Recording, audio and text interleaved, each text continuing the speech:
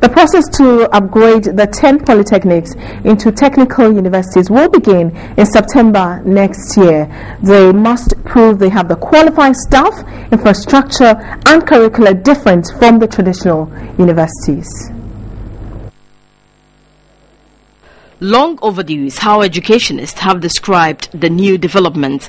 The country's 10 polytechnics have less than 2 years to re-engineer themselves to become technical universities.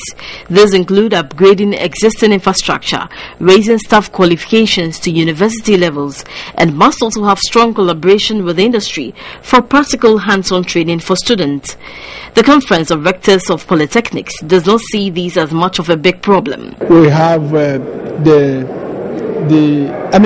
what it takes to get to that technical university, and as I'm talking now, some of us are already at that level, at the technical university level.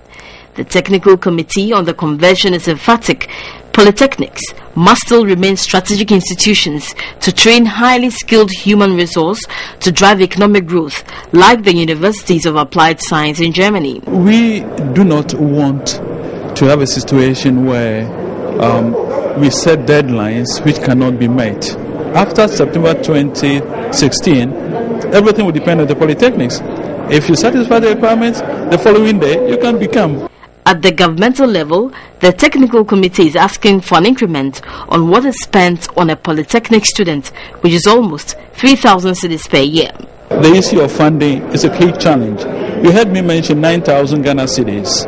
Well, this is only 50% of what the German system spends on a technical university student. Only 50%. So 9,000 Ghana cedis is not too much to ask for.